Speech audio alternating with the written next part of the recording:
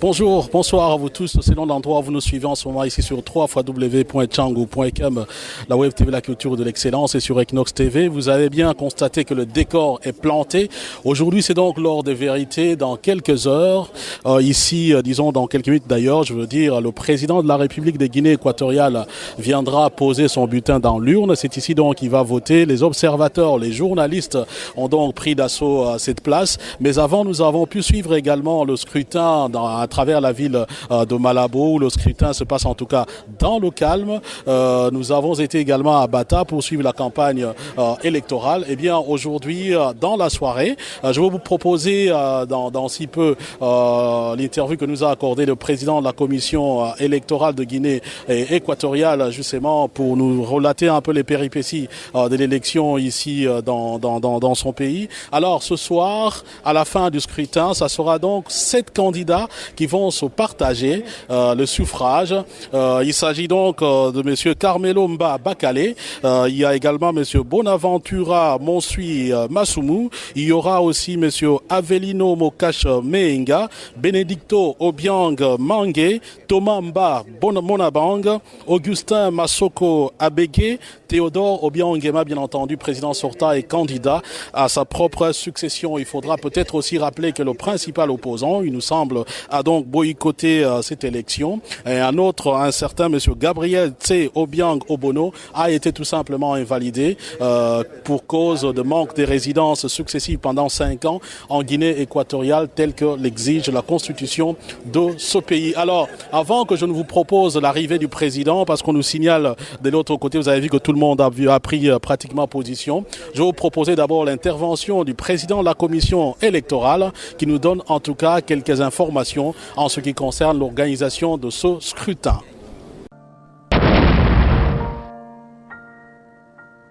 Voilà, vous êtes donc le président de la commission électorale de la Guinée équatoriale.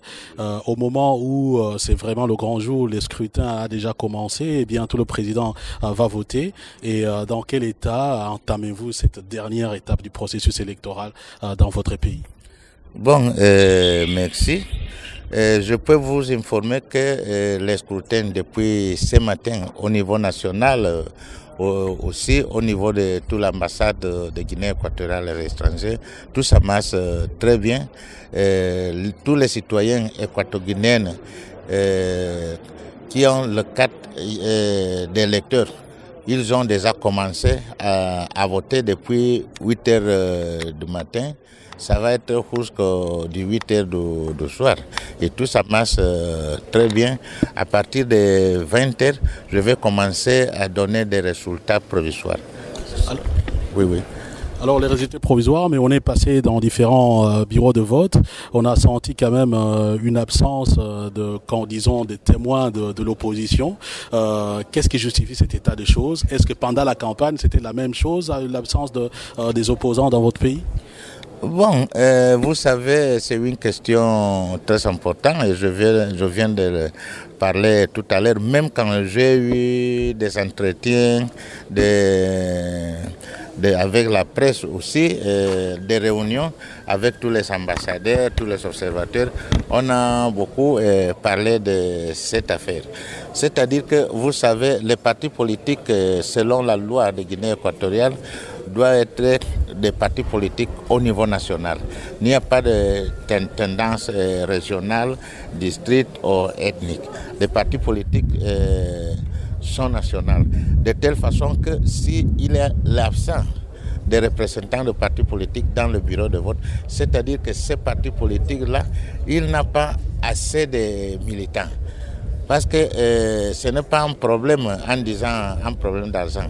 Parce que les partis politiques avaient demandé au gouvernement si peut être le gouvernement qui paye les frais pour leurs représentants au niveau des commissions électorales nationales, au niveau des commissions électorales des districts, même au niveau des bureaux de vote. Et le gouvernement a dit oui, le gouvernement est prêt même à payer pour leur représentation. De telle façon que s'il n'y a pas de représentation, c'est-à-dire que les partis ou les candidats n'ont pas assez de militants pour leur représenter dans le bureau de vote. Alors, pour avoir une idée un peu de l'ampleur de celui qui va gagner ou de celui qui va perdre, est-ce que vous pourriez dire à tous ceux qui vous suivent quel est le corps électoral, des nombres des personnes qui sont inscrites, qui vont voter, sur quel ensemble de la population? Bon, je crois que ce sont des informations très précises que je vais donner tout à l'heure. Je vais donner cette information ce soir avec toute la précision nécessaire. De telle façon qu'en disant combien de bureaux de vote il y en a au niveau national, au niveau de chaque circonscription électorale, au niveau des électeurs dans chaque circonscription, au niveau des gens qui ont voté, au niveau de la tendance pour chaque candidat. C'est mieux que je vais donner tous ces chiffres ce soir à 20h. Et selon l'organisation de la Guinée équatoriale, aujourd'hui vous allez certainement donner des tendances. Quand est-ce qu'on aura les résultats définitifs? Bon, les résultats, tout d'abord, les élections, c'est aujourd'hui. Demain, ça va être le scrutin au niveau de chaque district. Et pendant la semaine, je crois que 3 ou 4 jours après, on va publier les résultats définitifs. En plus, le candidat qui va être élu, ça va être publié pour la Cour constituée. En français, est-ce que vous êtes confiant? Notre parti va compétir la sélection avec le slogan, les devises, que c'est la continuité de la démocratie politique, économique, sociale pour le développement de la Guinée équatoriale et surtout pour la dignité du peuple et la dignité du continent africain. Nous devons travailler aujourd'hui non seulement pour la Guinée équatoriale, nous voulons travailler aussi pour l'Afrique entière. Dernière question, s'il vous plaît, dernière question. Il y en a? Oui, mais Monsieur le Président, vous venez de voter, mais le Parti socialiste français vient de dire qu'il ne reconnaissait pas les scrutins que vous organisez en Guinée équatoriale. Qu'est-ce que vous reconnaissez? C'est le bureau, c'est la commission électorale qui doit invalider la candidature, mais une personne ne peut pas exprimer de cette manière. Mais je crois qu'on a validé notre candidature pour la commission électorale. Monsieur le Président, vous estimez à quel pourcentage le résultat aujourd'hui? Je ne peux pas pronostiquer le pourcentage, mais je sais qu'on va gagner. Parce que notre parti, c'est le parti qui a plus d'implantation dans le pays. Monsieur le Président, avant d'annoncer votre départ, est-ce que vous avez préparé la succession? L'association? Oui. Bon, ça dépend de l'opinion du peuple.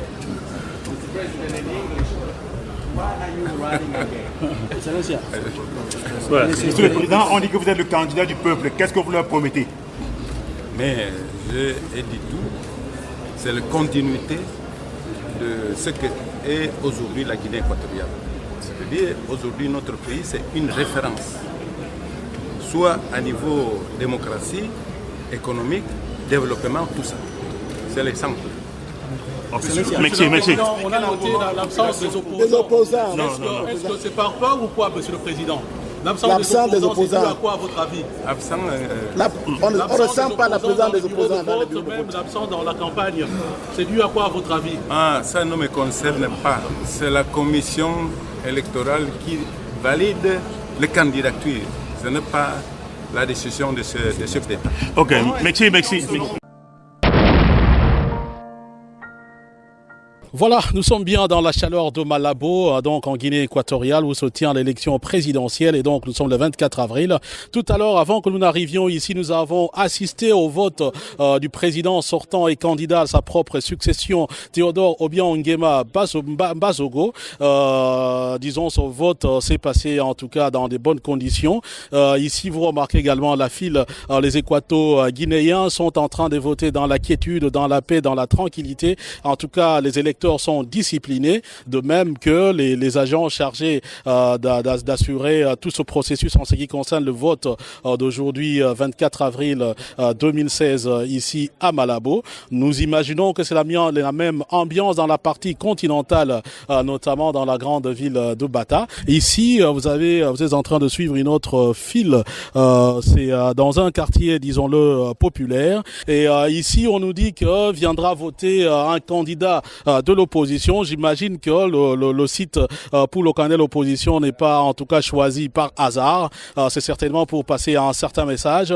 Eh bien, si le candidat de l'opposition arrive, certainement que nous ne manquons pas, en tout cas, de lui poser la question sur ses impressions ayant trait à ce vote. Exercice auquel également s'est appliqué le président sortant Théodore Obiang Nguema Mbazogo. D'ailleurs, dans les précédentes livraisons de nos interventions, nous avons pu vous proposer l'interview du président de la commission électorale nationale de Guinée équatoriale. Excusez-moi, parce que je suis un peu parti parce que son homologue congolais, c'est la commission électorale nationale indépendante CENI. Ici, je ne sais pas comment ça s'appelle, mais je sais tout simplement c'est une commission électorale. Nous avons eu également l'interview du président Kodige, du secrétaire général du parti présidentiel, qui est confiant comme le président au sortir du vote de tout à l'heure. Eh bien, on verra si les impressions du candidat de l'opposition seront en tout cas les mêmes que ceux du pouvoir. Mais nous continuons à suivre l'élection pour vous. Ça, c'est un quartier populaire. De l'autre côté, nous avons le quartier administratif.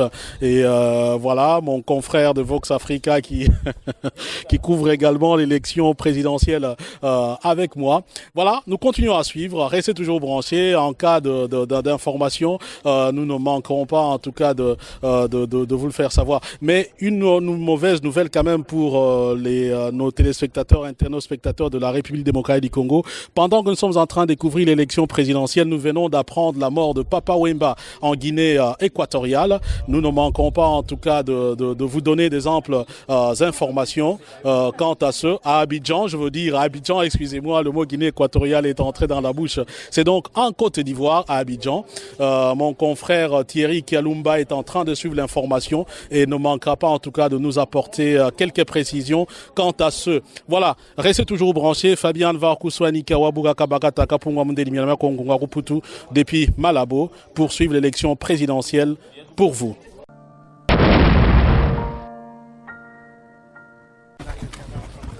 Alors, vous venez de faire votre vote tout à l'heure, finalement, confiant au sortir du vote de tout à l'heure? Moi, je suis fier du vote dans les conditions que je viens de le faire. Mais malheureusement, je dois annoncer que d'après les informations qu'on a de l'intérieur de l'arrière-pays, et ça ne se déroule pas comme ici maintenant. C'est-à-dire il y a des votes massifs, il y a des votes d'absents, il y a des votes de gens qui le font 2-3 fois. Il y a des pères de famille qui votent par tous leurs membres. Donc ça, on a de fortes raisons de dire qu'il y a une fraude immense. Et dans cet état d'esprit, allez-vous accepter finalement les résultats du vote? On va voir. On va voir quels seront ces résultats. Parce que imaginez-vous qu'on me donne 0 vote ici, ici dans cette table-là. Est-ce qu'on peut accepter ça? Même moi-même, je dois quand même compter sur mon vote, sur le vote de ma femme, sur le vote quand même avez-vous l'impression, de mon petit entourage. Avez-vous l'impression que... quand même que dans le bureau de vote, puisque tout à l'heure vous dites que vous avez des informations, mais nous avons fait quand même quelques bureaux de vote. On a constaté une absence remarquable des représentants des candidats de l'opposition. Comment pouvez-vous dire aujourd'hui, tout de suite, que vous avez des informations, que vous êtes absent? Parce que même ici, là, quand vous arrivez, par exemple, les observateurs du parti politique, par exemple, quand il arrive dans un bureau de vote, on lui dit, non, ce n'est pas ce document-là que tu devais aller chercher une autre pièce. Il part chercher l'autre pièce. On lui dit, non, mais ici, signale que ce n'est pas cette table, ce bureau-ci. Mais il faut, en attendant, tu parcours et tu n'es pas là. Vous comprenez? Donc c'est possible que vous pouvez trouver ça. Vous pouvez trouver des absences, mais des absences qui ne sont que de petits jeux pour distraire. Avez-vous l'impression que les jeux sont déjà faits? Le parti au pouvoir annonce un plébiscite dès ce soir. Avez-vous l'impression que les jeux sont déjà faits? Bon, il assure ça, il assure ça. Ça n'a pas besoin que il assure ça.